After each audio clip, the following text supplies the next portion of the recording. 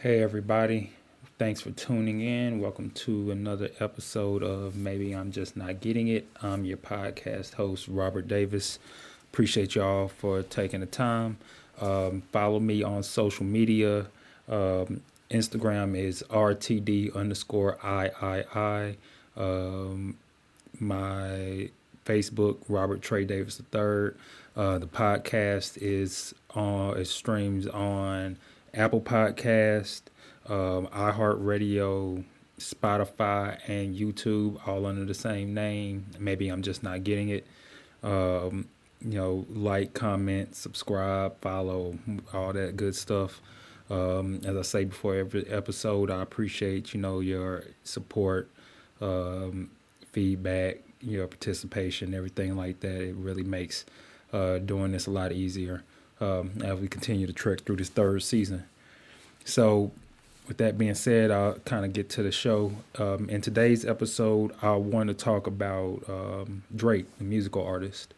And with him, I think he's a just a fascinating figure to speak about because regardless of how anybody feels about him, he is one of the most commercially successful artists of all time and the most commercially successful hip hop artist of all time. That's not really a debatable point. Like, that is kind of a fact.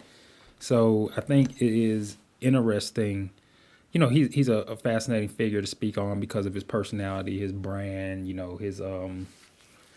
his multiple rap beefs, kind of how he goes about his business. And I think it's just a good topic for the podcast to speak about. Drake isn't. He's one of my favorite artists. He isn't my favorite per se, but he is one of my favorite. But especially around this end of year time, every year we see people's Spotify or Apple Music Wrapped, and he's always seems to be on top of everybody's list. So I think with that being said, it's good just to take some time to speak about him, as an artist that had, legitimate points to bring up about, his impact, his place in rap, his practices, all these sort of things. And I just think it's a interesting conversation to have. And so, with that, on top of that, I just think, his personality and his bravado kind of adds to this uniqueness of his brand, one that you wouldn't generally see because or I wouldn't say generally see, it would be atypical of kind of a rap star.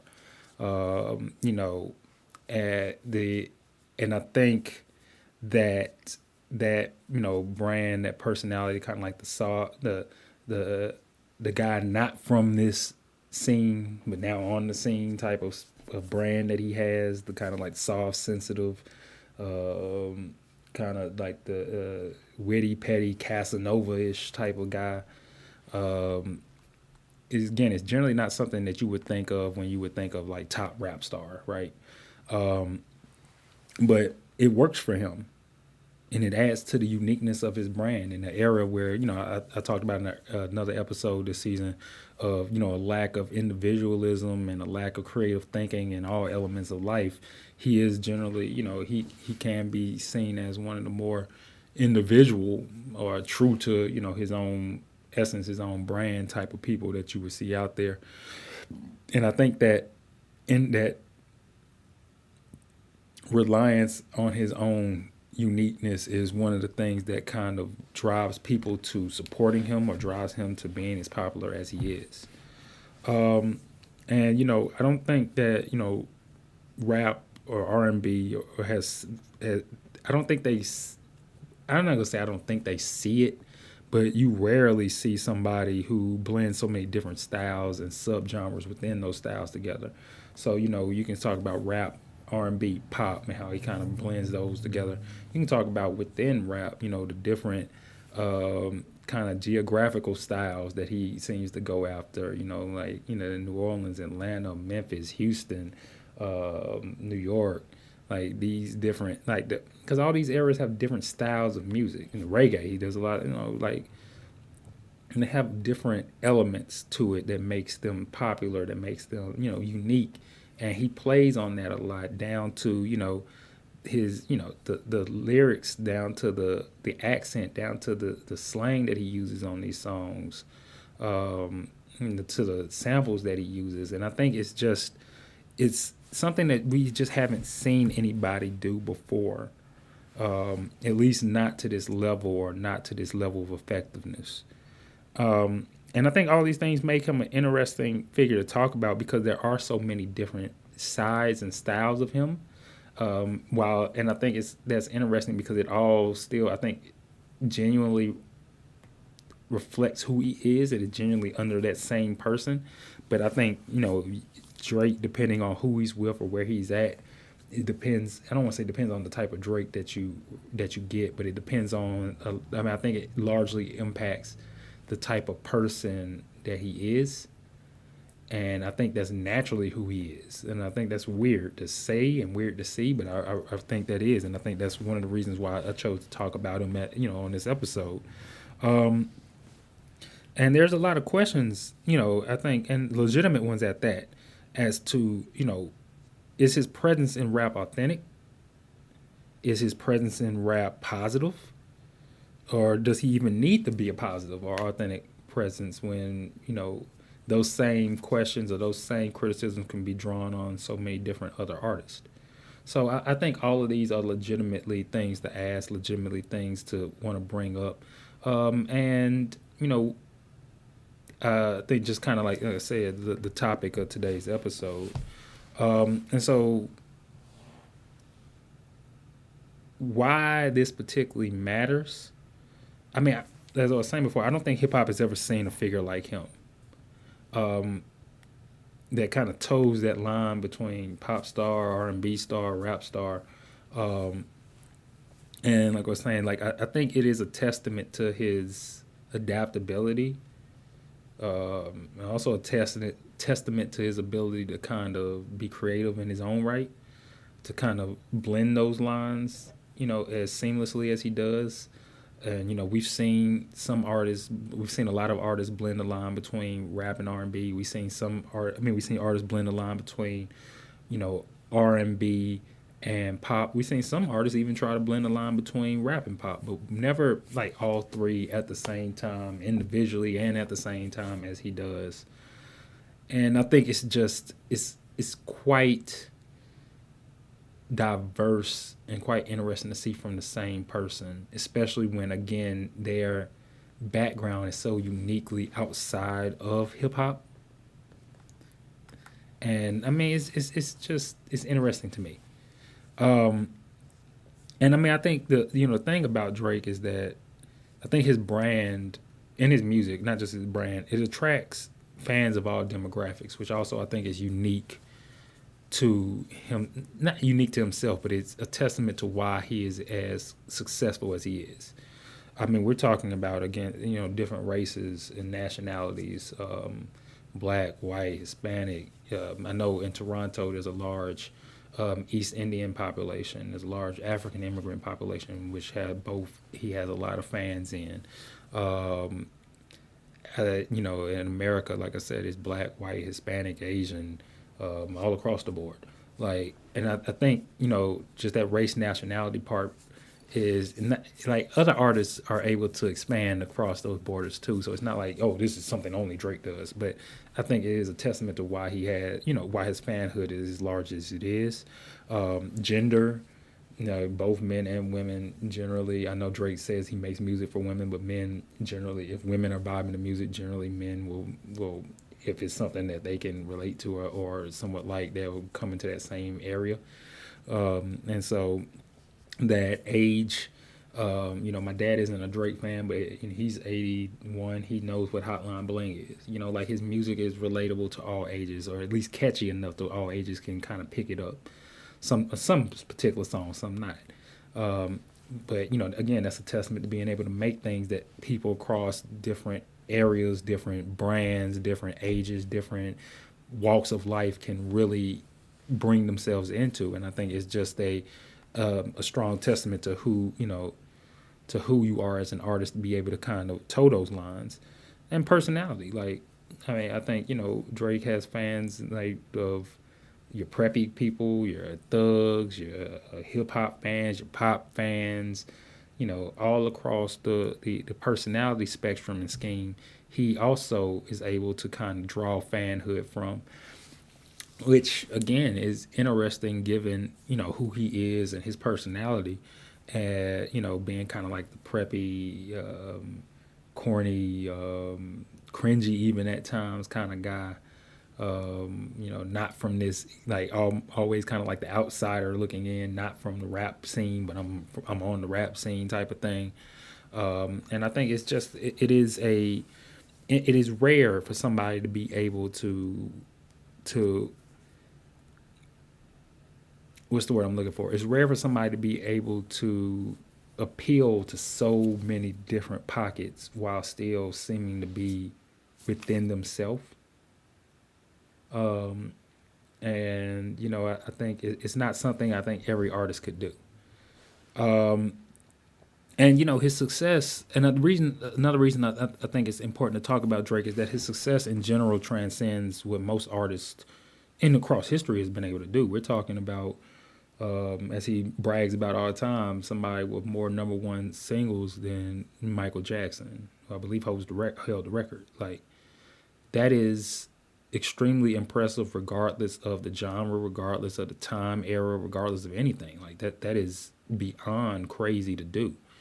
And then you look at that, and then you also say, okay, you have somebody that is on Billboard's top 100 artists of all time. He's in the top 25. He's number 16 of all time.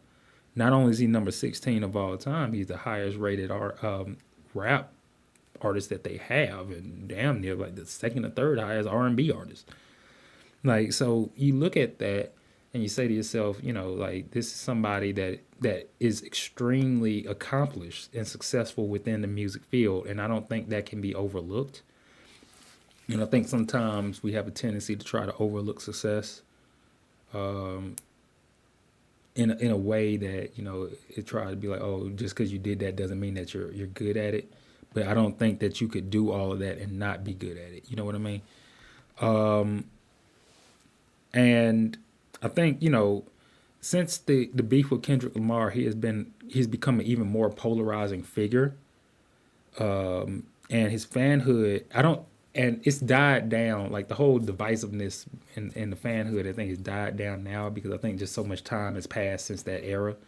And part of the reason I wanted to give it some time because I felt like to talk about this, you needed to see it in like a complete sense. So much time. I mean, it's like about a year and a half since the whole beef had died down, and you see it as a fact of kind of how he's able to stay relevant without. I mean, I don't think beyond. I think that the album with Party Next Door, like he hasn't dropped the album. He hasn't. You know, I think his tour was still going on at the time of the beef. He hasn't been on a different tour or anything like that. And so, for his success, his commercial success, to still be nominated for Grammys for this upcoming year, to still be the top streamed artist for this year, to still be somebody that's still people on the internet talking, still making trends about Drake's music, asking when his album is coming out and everything. For all this to still be the same as it was beforehand, I think that's also a large testament to who he is as an artist, and not only that, but just his place in rap is a mainstay that I don't think, or his place in music even is a mainstay that I don't think will change. And I think that is solely because of the fact of just how successful he has been.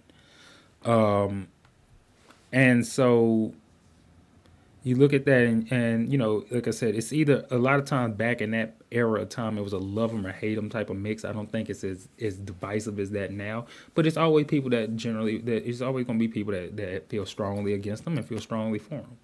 And I think even invoking that reaction out of people is something, um, that is a testament to just how captivating of an artist that he is, I should say.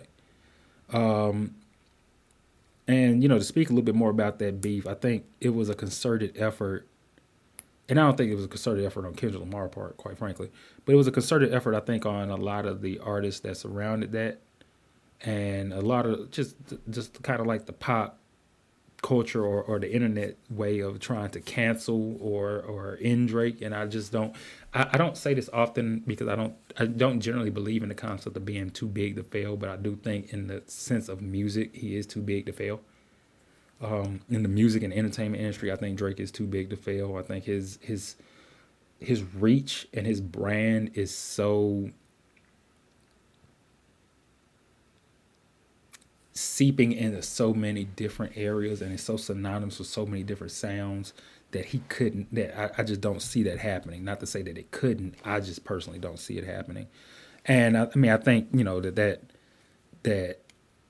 I think that concerted effort was kind of lame to try to kill or cancel somebody, but at the same time I understand the concept of, oh, he lost the beef, so it's like, oh yeah, Drake's career is dead. But I mean I think that's another reason why I wanted to kind of give this time after that to speak about it, to say kind of like I don't think that regardless, and just to be clear, I do agree with most of what Kendrick Lamar said about Drake. Drake's not my favorite artist, but I'm a big fan of him. But I do agree with a lot of what Kendrick Lamar's criticism of Drake is. Or if I don't agree with it, I can understand where he's coming from with it.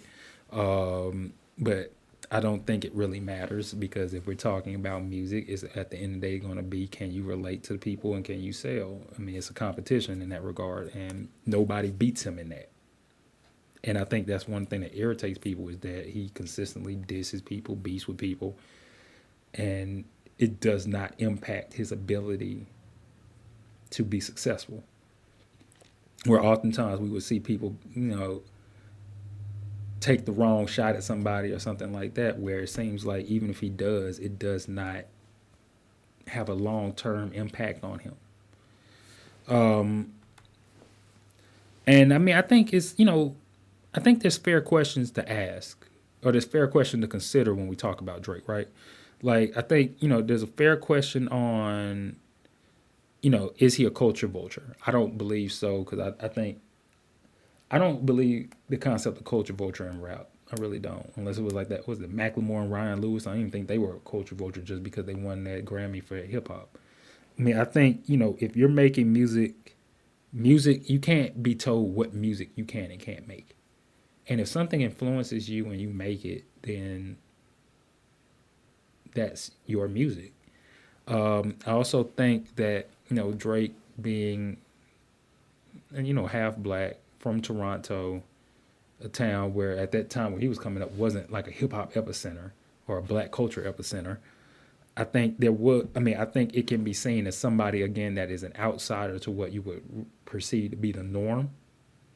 But I don't think that makes him a culture vulture per se. I do understand the criticism that come with it. I do understand people's thoughts about that.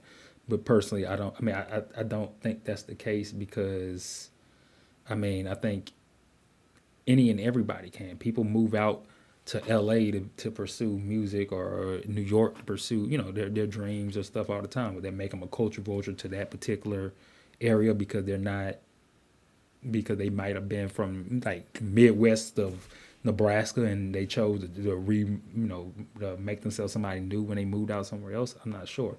And the other reason I say that is because I don't think Drake made himself anything different. I think he just perfected being who he was, and perfected being able to kind of navigate the different pockets of hip hop, or the pockets of the entertainment industry. And I think his influence is not. I think his influence is as natural as any other mainstream huge artist's influence. I don't think it. I mean, like, and so in saying that, I think to a degree all of them are a bit inflated and a bit manufactured, because like these, the labels and these radio stations or the music stations and stuff like that, they're going to manufacture, what they feel like is selling, and they feel like Drake is selling. But if he wasn't doing, if he didn't have that, whatever that is that sparks him on his own, then these industries wouldn't be trying to manufacture that. You know what I mean? So I think in that regard, is his influence a natural one? Yes, in my opinion. Is he a culture vulture? No, I just think he emulates a lot of cultures. He emulates a lot of culture, and I don't think that's being a vulture per se. Is I think it because other artists do the same thing all the time. So I mean, that's if he's a culture vulture, in my opinion, he's no more than what I think other individuals are. And also, I think it's a fair question and probably a better question to ask: is he a positive influence on his audience? I don't believe he is. Now that I don't, but also, again, I don't believe he is to the same degree. I don't believe other artists are either. I don't believe Future is a positive impact on young men that listen to him. Don't believe Drake is a positive impact mostly on the young men that listen to him either. Um, and I think that obviously is a concern. But I don't think that's something I can blame him specifically for because is hip hop ever been that? You know what I mean? Like I think there are artists that are positive influence, but for the most part, hip hop has always promoted people that don't speak positively into it, that promote violence, materialism, misogyny, blah blah blah blah blah. And Drake promotes even more now, violence more now than he ever has, but misogyny and materialism and kind of like a short-sighted type of thought. He promotes that, I believe, just as much as everybody else. But I mean, the question is the question, is this good or is it selling? Because it's selling. I mean, and if it wasn't, it's selling and it's no different. He's not going harder on those things than other people either. So I really think that's kind of like, but I do think it's a fair question to ask, and I don't think he is. But again, I don't think he is more than any other artist is either. Um, and just to speak on some further examples, I think what makes Drake such a fascinating type of case to study is his background as a child actor for the Degrassi show. I think is so interesting because we've seen other artists have backgrounds in other forms of entertainment before they got there. Whether like Tupac being a background dancer, R. Kelly, not R. Kelly, P Diddy, sorry, confusing my pedophiles in that one, right? Oh, he wasn't a pedophile, but P Diddy, with his, obviously working in the assistant and the producer ranks, trying to get his name out there. Um, Childish Gambino, I think, is a good one to bring up here because he was a writer for SNL before he got there. I think Offset was a dancer as well as Tupac. So, like you have these artists that are coming from other that have backgrounds in other elements of the entertainment industry, and I think Childish Gambino is a good example to use, kind of like to compare with Drake here, because like one thing that I think is interesting with Drake is that background as a child actor on a show that was for a primarily white audience in a primarily white area, because that was his place. Like, you know what I'm saying? That was his. That it wasn't like he was there because somebody put him there. He was from Toronto. He was acting in a show in Toronto. Like that was his natural environment,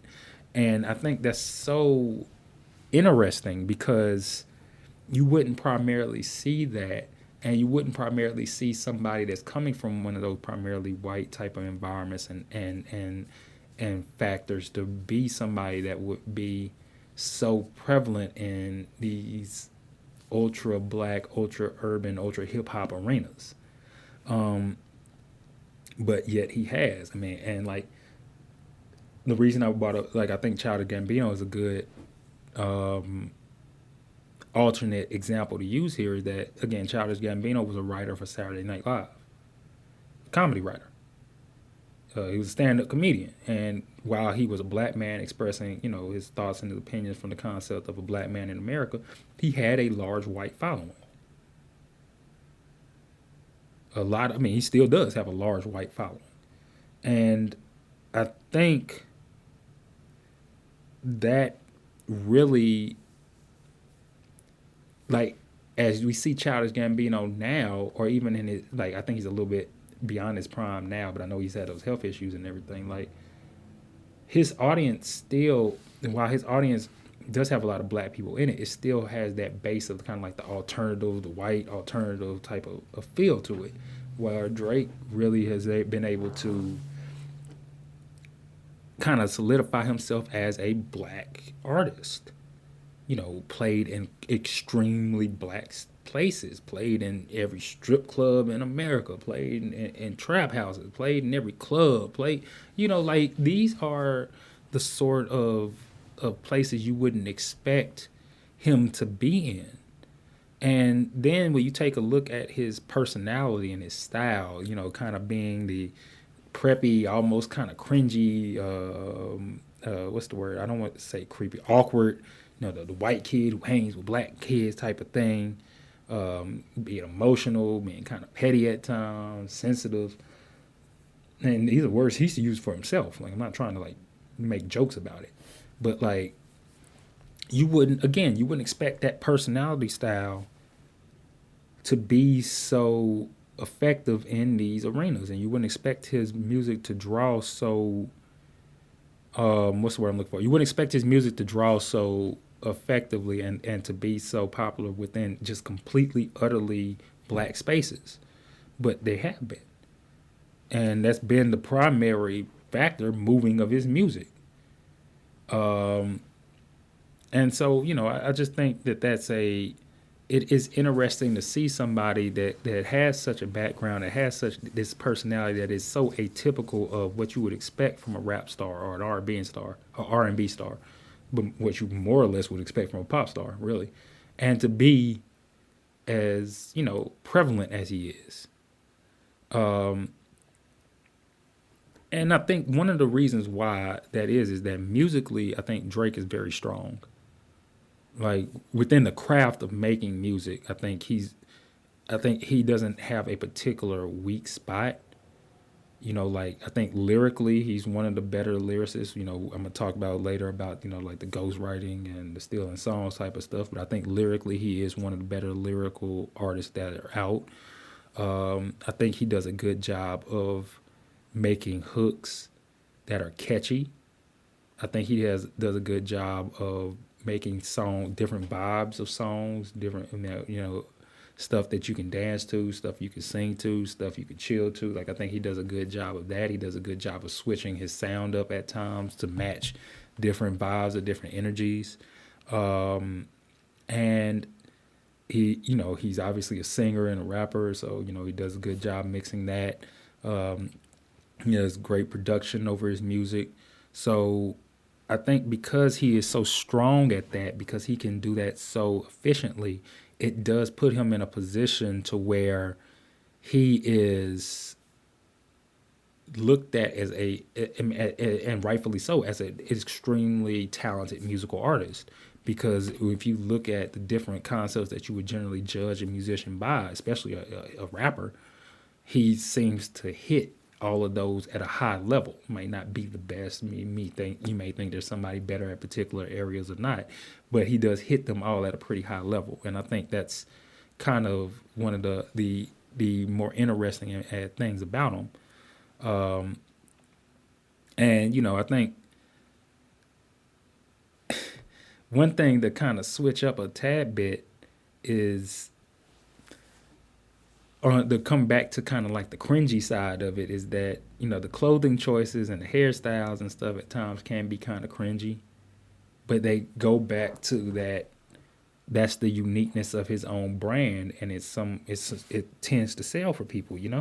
But it can be kind of cringy at times. It can be the different colored clips in his hair, the bulletproof vest, the wearing your Nike, your Jordan gloves and stuff like that. Like he an athlete, just out in general, all that sort of stuff. I think it can be weird, but it's no weirder than any other, celebrities that be dressing weird because they got the money, time, and freedom to do so.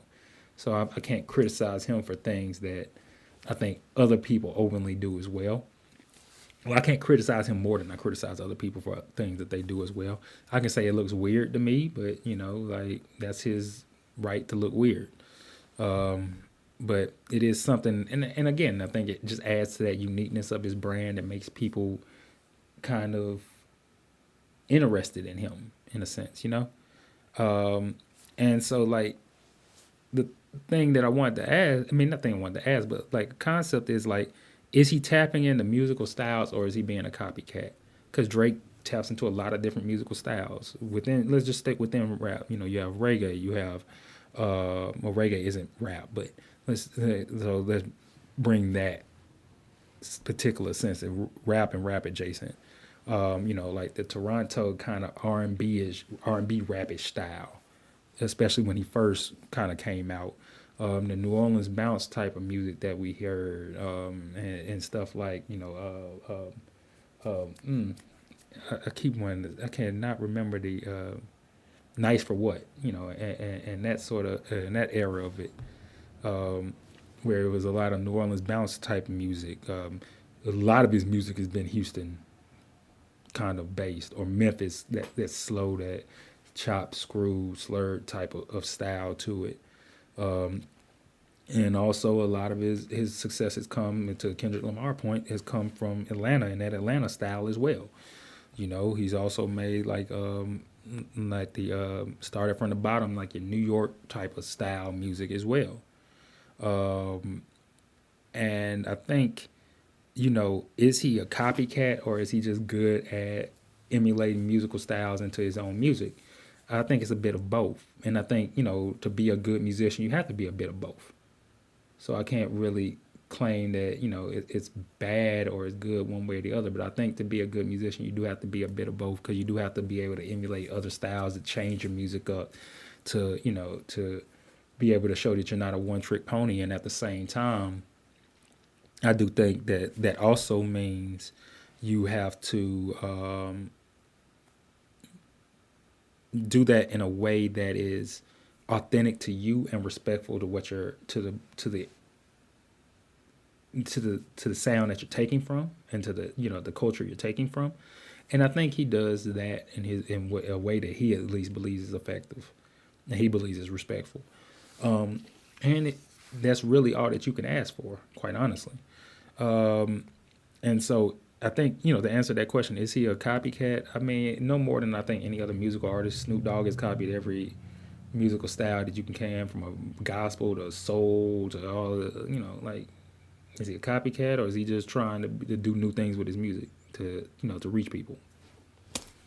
And I think that's the same. I think all musicians kind of face that element of criticism. But I think Drake has definitely been the best at emulating other cultures' sounds into his music. And one thing I think he doesn't get a lot of credit for, which also I think is extremely impressive, is that he turned Toronto, which before Drake, I think it was a Cardinal official, was like official, however you say his name, was probably the most famous rapper to come from Toronto. You probably couldn't think of anybody else, honestly, that came from Toronto. And he turned what was kind of like this, I don't want to say a white town, but he turned this area that was seen as like, oh, Toronto in Canada, and like white place and all this, into an epicenter of black culture. Because now you have multiple artists out from Toronto, whether it was The Weeknd, whether it was Party Next Door, whether it was Tory Lanez. You have, multiple, like his influence with the Toronto Raptors made them popular, where they even won the championship, as he was ambassador there. Um, like it's a place that people go now. It's a place, it has this nickname, the Six, and all this. Like, it's become an epicenter for black culture that was not before. And I know that every artist represents where they're from, and they're going to put their city on the map. But I'm not sure if many could take somewhere that was never even thought about, kind of, a major city. It's like a major international city, but never thought about in that hip hop or black culture type of epicenter, and put that on the map the way that he had. I think that's extremely impressive, and I'm not sure if others could do so. Um, he's also been in multiple. I mean, one thing I want to talk about with Drake is that he's been in multiple beefs and disses, and that's something that you would not expect from somebody with the background, or that presents themselves the way that he does. You wouldn't expect it to be as confrontational. You wouldn't expect it to be as battle rapish as he has been, as diss track maker as he has been, win or lose. Like, you just wouldn't expect it. And I mean, I think that is also part of what draws people to him, is that they sense this, I don't want to say fearlessness, but they sense a confrontationalness in his music that other artists don't get, because he disses more people than most rappers do. And so people like hearing that. They like hearing they like hearing the beef and the drama and the tea and all that. Like, and they go for it. And I just think that's something, whether we talk about Rick Ross, Kendrick, Joe Budden, Meek Mill, Future, Pusha T, you can talk about LeBron, you can talk about DeMar DeRozan, you can talk about Pharrell, you can talk about Swiss Beats, you can, and more and more and more that I'm not even mentioning. Like, and whether it's just a line in ASAP Rocky, whether it's just a line in a song, whether it's a full song about them, whatever the case may be, it's so his willingness to be in those type of arenas, in those mudslinging competitive arenas, makes people like him more. And I think, and bring it back to the Kendrick Drake thing, I think Drake obviously lost that beef and was the butt of that joke. But I think the difference between how his career has went since then and how J. Cole's career has went since then is that I think J. Cole has taken the the impact of being the person that didn't fight. Like, you can respect the person that lost, but you can't respect the person that didn't fight at all, or that backed out of the fight, I should say. And I think that's kind of where we're at with that, in a sense. Like, in a sense, I don't, and that's just a small sense of it, quite frankly. But I think that's where we're at with that. And I mean, I just think it's something that you wouldn't expect from him, and it's something that plays to his advantage. Even when he loses, I think the willingness to be in those and the willingness to stay in it and be like, oh, I don't give a shit that I lost. I'm stage talk. Like, I think that willingness to stay in it makes people be like, oh, I fuck with Drake. Like, whether it's right or wrong. And, I think the other thing about Drake is his musical philosophy. I'm taking one that he said a long time ago in like the start of his career, is that he makes music for women and he makes music for you to listen to in your car and ride and listen to in your car at night. And I think the ride and listen to in your car at night is really just making music to vibe to. And I think a lot of artists don't have that level of simplicity in their theology of what they're doing or what they want to do with their music. I mean, because I think his music is a lot more sophisticated in the sense of like the styles that he puts out and the brand and what he does with his music and the samples and the features and all that. But like the just generally what he's trying to do is a lot simpler than what I think a lot of people give him credit for, and that's very interesting to me, quite frankly. That it would, I mean, because I get the concept of making music for women, because women are going to sell like that. Like when I say sell it, like if women are enjoying music and having a good time, mostly men are going to be there in those same arenas, and they're probably going to pick up on that same music as well. As long as it's not like, you know, Taylor Swift or anything, or Beyonce. Well, Beyonce has a lot of male fans, but you know what I mean. Like, I think in those elements, especially as a rap star, if you can appeal to women in a heavy sense, especially as a male, then men are going to listen to you as well, because what are they going to play when women are around? You. So, like, and if you can make music to vibe to in different vibing situations, whatever it is, you got something you can just jam and play in your car, and just, or you can listen to at work and just vibe to, or you can listen to like throughout your house or whatever the case may be. You're always gonna get plays and you're always gonna get listens, because that is the aura that you're putting out. And so to kind of switch to like some of my concerns, I guess I know I spoke about some of my concerns already, but to switch to kind of some of my major concerns about Drake, I think his music has a theme of toxic masculinity and misogyny in it, which isn't different from most hip hop artists or artists in general, quite frankly. I think what's a little bit different for him is that it's veiled in this kind of aura of wittiness and this Casanova type of play, type of thing. And I think it has a negative impact a lot of times on his fans, especially his male ones. But that's, it is that's what people, that's what a lot of his fans like. They like that kind of the playerism, the smooth talking type of thing with women, and sometimes when he's on these tracks and he's talking to women almost like children or objects in a sense, or talking above them instead of to them type of thing, or at them instead of to them type of thing. And I think these are all elements that people tend to like I think some people tend to enjoy because it's what has traditionally sold, is what has traditionally been popular. But I don't think it. But the question that I always have is what impact does it have on his fans, especially his young male fans? Because I think women, as far as hip hop goes, are used to listening to music that kind of objectifies or degrades them to the point to where they can kind of, I think, separate it to a degree, you know, 'cause, in the sense of knowing that it degrades them or whatever, but kind of taking that out of it and just enjoying it for like the sake of what it is because it's been pushed to them. I think men are the ones that kind of take that music a little bit more literally in terms of like the message that's being put out. And I think with that is where that negative impact can come from because obviously if you're a young male listening to Drake, you might start talking to women like, you like you're a Casanova, or you talking like you're so much smarter than them, or you got things going on they couldn't imagine, or you just a pawn in my day or some shit like that. And it can be negative. I mean, that obviously can have a negative impact on everything.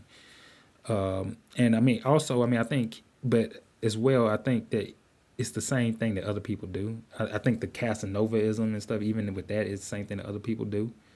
But it doesn't, I mean, but I can't blame him more than I blame other artists. It doesn't take away the accountability from him in a general sense, but I can't pinpoint him more on that than I pinpoint other artists as well. And the same thing regarding like materialism, right? Like his music does have a materialistic nature to it. Like he glamorizes the same stuff that most rappers, most musicians do. Money, cars, clothes, houses, women, flaunting how much money he has over somebody else, or how somebody can't emulate the things or do replicate the things that he's doing. And I think that's part of that is, again, that's part of hip hop, right? That's part of like the rap diaspora that we have, is that oh yeah, part of it is you got to be able to say who you are compared to someone else. Oh, I'm this, I'm this, I'm this compared to you, and yeah, you get it. But like it he does, and again, I don't think he does it more than anybody else, but he does it a lot. It's a mainstay of his thing. Drake gets on many songs. That's what the internet theme is currently right now. It's like, oh, Drake be yapping on intros about stuff you can't imagine. I'm at the Sony room in the Biblos and blah blah blah blah blah blah blah. Like, and only 1% of his audience can probably imagine that, can probably emulate that. And it's promoting this lifestyle that is unimaginable by most of his fan base. But materialism is a part of hip hop, so I can't blame him for that more than I blame other artists. But again, it doesn't shake his accountability in that, and wanting to see him kind of grow as an artist to come out of that. It's all about kind of the materialism that you have, or steadily promoting that. And I think the other half of that, to what I was just getting to, is that promoting a lifestyle that that like 1% only of your fan base can really relate to. And it's not even just that, it's that it's kind of like an open ironic joke that he's aware of, that you can't relate to it. And I know to a degree for some people it's kind of living vicariously through him. Like you can feel like you're in the Masoni room in the Biblos when you listen to Drake. I mean, maybe you can feel like you're in a $1 million mansion walking around when you're listening to Rick Ross too. It doesn't make it true, but you can feel like it, sure. And so if that's what it does for you, then that's what it does for you.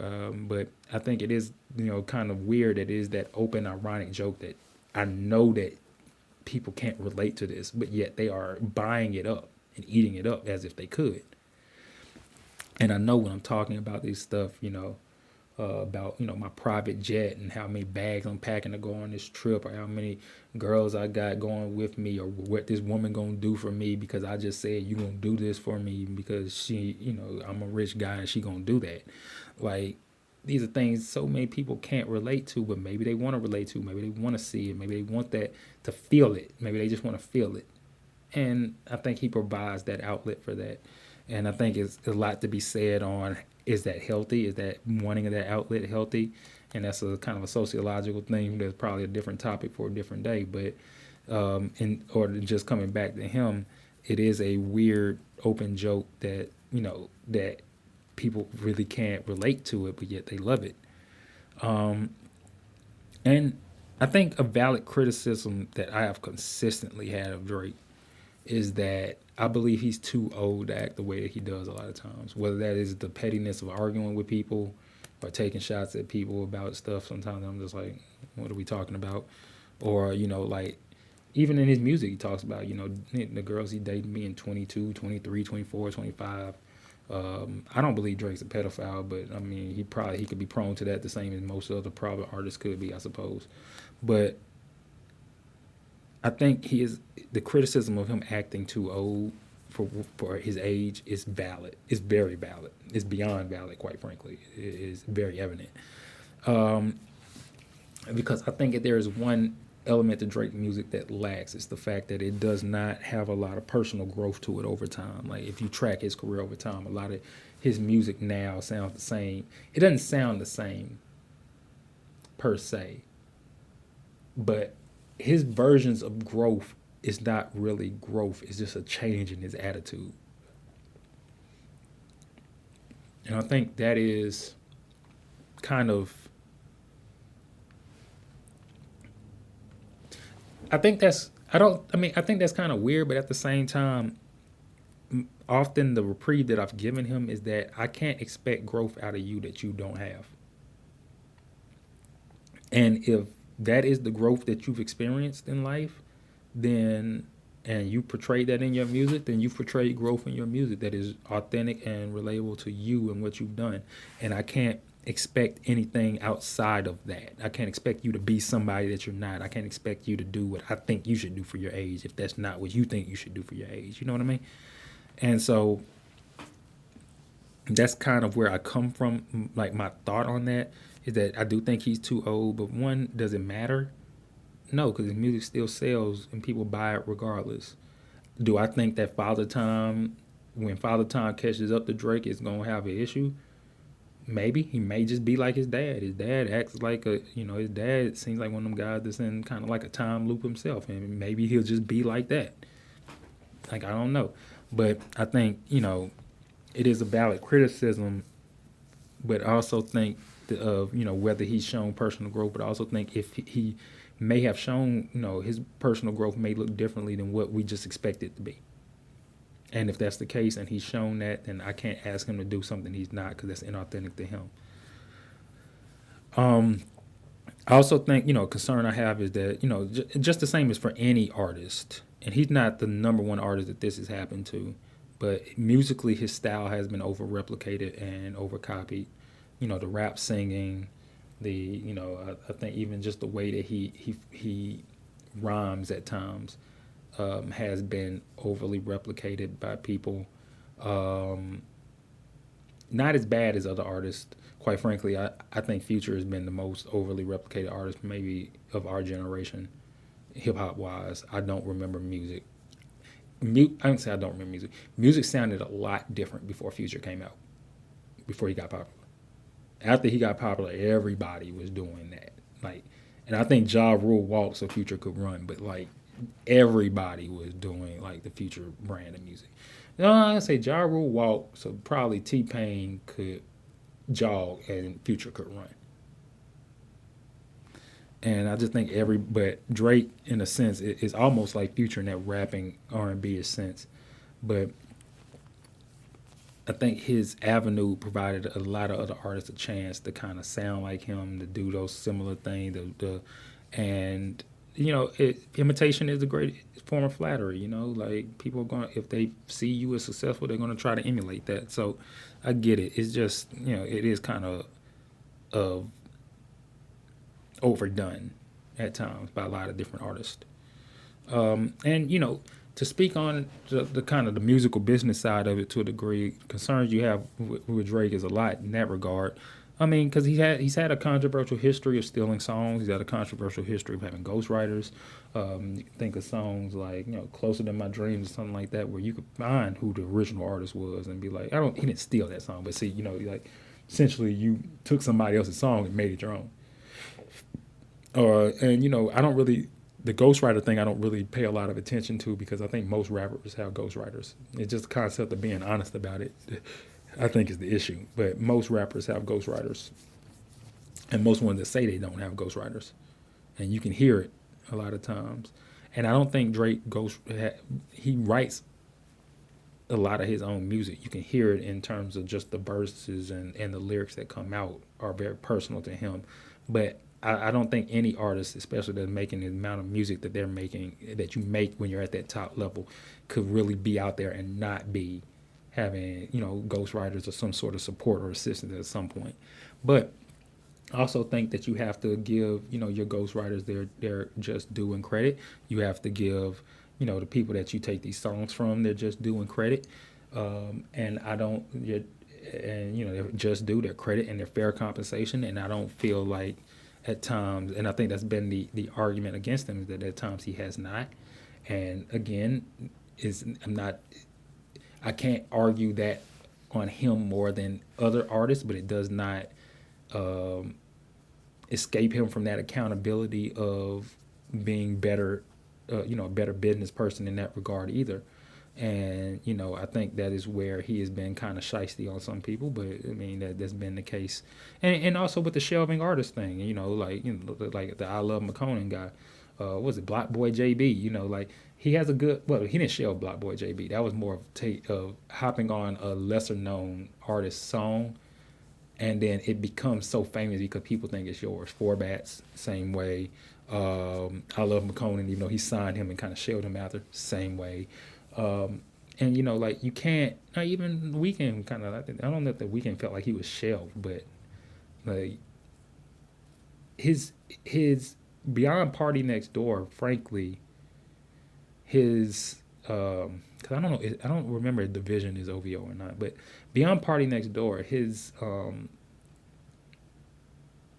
pushing of artists has been minimal, even the artists that he signs. But that's most rappers. I feel like Lil Wayne might be one of the best ones to be like, I can say I put out three major artists in Tyga, Nicki Minaj, and Drake, but most artists don't have put out a lot. Like they bring a lot of artists up under them in their umbrella, but they don't really push them that hard. And it could be a thousand reasons for that. And but I don't think Drake is any different. And while I do think that it's a music business wise, again, you can't kind of escape him from the accountability of being better.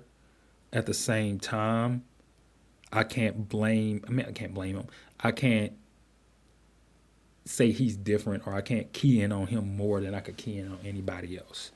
But he does need to be better. And I think, as, and I think it is a testament. I think a lot of artists get shady in the music business because it lends itself to that. And I think if he wants to, one reason why a lot of people don't, some people don't like him, and they tend to have a lot of issues with him, is because of that. And if he wants to change that, then that's that perception, and that's one of the things he can do to change it. Um, and and to that point where I was just saying, there's a lot of hate, whether it's justified or unjustified towards him. Like the Kendrick Lamar to Not Like Us, like where all the artists were getting together and high fiving each other, like, hey, we finally ended Drake, it finally happened. Like I think that was kind of lame as shit, but at the same time, I understood why a lot of those rappers had legitimate gripes or legitimate grievances with him. And I think you can't have all these fires and battles and expect people to and expect everybody to not celebrate your demise when so many people feel like they have an issue with your success because it came at a factor that hurt them or something like that nature. And so I get it, like it's a little weird, but I get it. But I think at the same time, I don't like. I also think sometimes Drake's response of just, "Oh, they're all jealous because they're not me," is a little bit ingenuine. But at the same time, it probably does have an element of truth to it too, because he is more commercially successful than them. While even like I can understand somebody being upset where you're like, "Hey, fuck you! I can diss you or do whatever I want and then still sell as much as I want to sell." I can understand, like you know what I mean. Like I get it from both sides. Um, so to kind of conclude, like I think Drake has changed not only rap but music forever. Um, and both with his music as standing alone, and then his brand, his aura, his style. I think that is both had a lasting impact on music for better or for worse. And I think, he can be obviously cringy and corny and petty and emotional and other things, but it's it's odd because somehow that works for him. Like that literally that all of that works for his brand and it works for what sells for him. And it's just something that you normally don't see outside of like Eminem maybe when he was, coming up being like corny and weird and just openly doing that, like it's something you just normally don't see. And I think like despite his shortcomings and like his many rivalries, he stays as a consistent hit maker and a consistent mainstay in rap. And I think that is a testament to who he is as an artist and a testament to his work. I mean his work effort, his work ethic. Sorry, that you just normally wouldn't see too many people be able to be successful regardless of like all it would seem like the various issues and fires that you have going on. And I think that's part of why people don't like, I mean, he has so many rivalries, is that people feel like regardless of what he does, he's fine. And I mean, I do agree with that to a degree. I feel like Drake has like the Pootie Tang type of effect to him, to where like I think he's a great artist and I think he makes great music at times. But I do feel like at the same time he could get on a track and just yell blankly, and most likely people would eat that up as well because he's just a major artist. And so I understand why some people be like, "Oh, he just mainstream and just and bots and blah blah blah." But like, I do think that when you look at kind of the impact, and when you look at just the relation of what people are listening to, actually, listening to, oftentimes it's him. A lot of times they're listening to him and they don't even realize it. You know what I mean? Um, Most of the time you go to a party, you go to a club, they're playing Drake at some point. Multiple Drake songs. He's on ESPN, he's on WWE, he's on this, he's on that. Like, I mean, in terms of his music being played, like, and you can't deny that. And I mean, I think, just to the last point, whether you think he's a colonizer or rap, or you think he's the GOAT or what, anywhere in between, he is firmly planting himself as a mainstay of music and a face of hip hop. And that's not going to change. And I don't think he's going anywhere. I think the only thing that Drake has to worry about, quite frankly, is Father Time and how that impacts him. And that is something, that we will see whenever whenever that we get to that bridge. But it'll definitely be interesting to look at. So thank you all, for tuning in to this week's episode. Again, this is the Maybe I'm Just Not Getting It podcast. I'm your host, Robert Davis. Again, follow me, Instagram, RTD_III, Facebook, Robert Trey Davis III. Again, the podcast, follow, comment, like, subscribe, all that good stuff on Apple Podcasts, iHeartRadio, Spotify, and YouTube. Same name, Maybe I'm Just Not Getting It podcast.